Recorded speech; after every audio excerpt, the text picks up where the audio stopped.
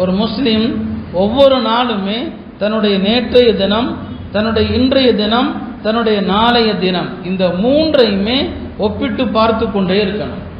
நேற்றைய தினமும் இன்றைய தினமும் சமமாக இருந்துச்சு, அமல்களில் எந்த முன்னேற்றமும் இல்லை. நேற்றும் இன்றைய தினமும் சமமாக இருந்துச்சுன்னு சொன்னால் அந்த மனிதன் ஏமாலின்னு அர்த்தம். நேற்றைய தினத்தை விட இன்றைய தினம் மோசமாக இருந்துச்சுன்னு சொன்னான், நேற்று கூட ஒரு பாவம் செய்யலை, இன்னைக்கு ஒரு பாவம் செஞ்சிருக்கிறான்னு சொன்னால் இவன் சாபத்திற்குரியவன் அர்த்தம். அதனால தான் அறிஞர்களுடைய ஒரு துவா இப்படி செய்வாங்க, அல்லாஹும்ம ஜஅல் யௌமி கைரம் மின் அம்சி, யாரெல்லாம் என்னுடைய நேற்றைய தினத்தை விட இன்றைய தினத்தை சிறந்ததாக ஆக்கு, என்னுடைய நாளைய தினத்தை இன்றைய தினத்தை விட மேலானதாக ஆக்கு என்று துவா செய்வாங்க. நல்லவர்களுடைய ஒரு துவா இப்படியும் உண்டு. அவங்க தன்னுடைய இறுதி கட்டத்தை எப்போதுமே நினைத்து கொண்டே இருப்பாங்க. அந்த வகையில் அல்லாஹ்விடத்தில் அவங்க கேட்கிற ஒரு துவா, அல்லாஹும்ம ஜஅல் கைர அமலி கைர உம்ரி ஆஹிரஹு, யா அல்லாஹ் என்னுடைய ஆயுளில் சிறந்த காலமாக வாழ்க்கையின் இறுதி காலத்தை ஏற்படுத்து, என்னுடைய அமல்களில் சிறந்ததாக என்னுடைய கடைசி அமலை சிறந்த அமலாக ஆக்கு. ஏன்னா நம்முடைய கடைசி நேர அமல்கள் எப்படி இருக்குன்னு சொல்ல முடியாது. நல்லவர்கள் கெட்டவர்களாகலாம், கெட்டவர்கள் நல்லவர்களாக ஆகலாம். அந்த இறுதி நேர அமல் சிறப்பாக இருக்கணும்னு கேட்பாங்க. மூணாவதாக அல்லாஹ்ட்ட இப்படி துவா செய்வாங்க, என்னுடைய நாட்களில் சிறந்த நாளாக உன்னை சந்திக்க போகிற நாளாக ஆக்குன்னு துவா செய்வாங்க.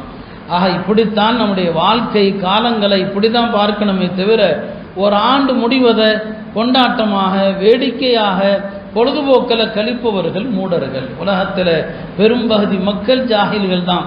குரான் அப்படி தான் சொல்லும், வலக்கின்ன அக்ஸரஹும் யஜஹலூன், அதிகமான மக்களை குரான் மூடர்கள்னு சொல்லுது, அதிகமானவர்கள் அறியாதவர்கள் என்று சொல்லுது. உலகத்தில் அதிகமான மக்களை பின்பற்றினால் உங்களை அல்லாஹ்வுடைய வழியிலிருந்து வழிகெடுத்து விடுவார்கள் என்று சொல்லுது.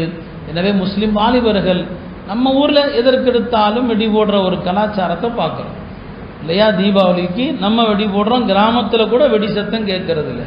நேற்று நைட்டு திடீர்னு பார்த்தா 10 மணிக்கு வெடி சத்தம், யாரோ எம்பி வந்தாங்களோ அவங்கள வரவேற்கிறதுக்கு வெடி சத்தம். இது என்ன கலாச்சாரம்? இது முஸ்லிம்களுடைய கலாச்சாரமா? இது ஒரு எம்பி வருகையை முன்னிட்டு இப்படியெல்லாம் வெடி போடுறது. வெடி போடுறதுனால இரவு நேரம் குழந்தைகள் பயப்படுவாங்க இல்லையா? இதய நோயுள்ளவர்களுக்கு அதிர்ச்சியை தரும், வயோதிகர்கள் பாதிக்கப்படுறாங்க, தூங்கிட்டு இருக்கிறவங்க அந்த சத்தத்தில் எந்திருவாங்க. ஒரு முஸ்லீம் தன்னுடைய சொல்லாலோ செயலாலோ தன்னுடைய கரத்தாலோ நாவாலோ பிறருக்கு தொந்தரவு தராதவன் தான் முஸ்லீம் என்று பெருமானார் ஸல்லல்லாஹு அலைஹி சொல்லி இருக்க, இந்த வேடிக்கைக்கும் இஸ்லாத்துக்கும் என்ன சம்பந்தம் இருக்குது? எனவே புத்தாண்டு கொண்டாட்டங்கள் என்பது பல வகையில் ஹராம், அது மார்க்க விரோதமானது, கிறிஸ்தவ கலாச்சாரத்திற்கு ஒப்பானது. நீங்கள் கிறிஸ்தவ கலாச்சாரத்தை விரும்பி செஞ்சீங்கன்னா நீங்களும் கிறிஸ்தவராக ஆயிடுவீங்க.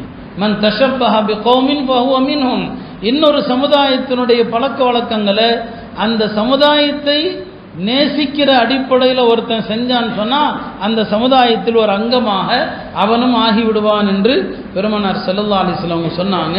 எனவே அருமையானவர்களே, வருடம் முடிகிற நேரத்தில் நாம் கணக்கு போடுறது வேற கணக்கு.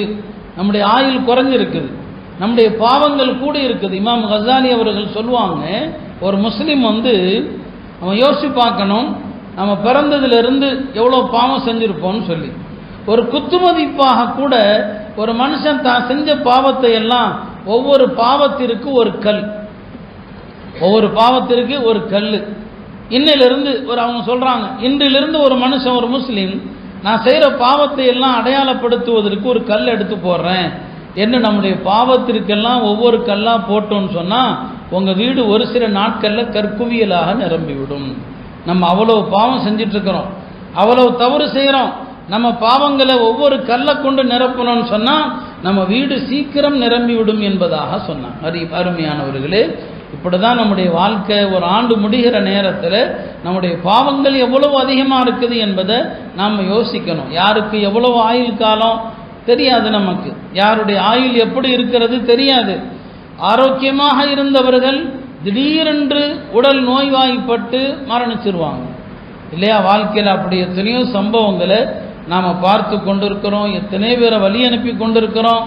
ஆனால் நாம் திருந்துறது கிடையாது. எனவே ஆண்டு முடிவின் நேரத்தில் அது எந்த ஆண்டாக இருக்கட்டும் கொண்டாட்டங்கிறத விட்டுருங்க, அது ஹராம். அது படிப்பினை கண்ணோட்டத்தில் பாருங்க, ஒரு ஆண்டு முடிகிறது, நாம் இந்த ஆண்டு எல்லாவற்றையும் கரெக்டாக செஞ்சோமா, இந்த ஆண்டுக்கான ஜக்காத்தை நாம் சரியாக கொடுத்தோமா, இந்த ஆண்டில் எந்த தொழுகையும் கதா இல்லாமல் நாம் தொழுதோமா, இந்த ஆண்டில் அடுத்தவர்களுடைய உரிமைகள், பிறருக்கு செலுத்த வேண்டிய கடன்கள், இதை நாம் கரெக்டாக செஞ்சோமா, இதையெல்லாம் யோசித்து பார்க்கறதா முஹாசபா.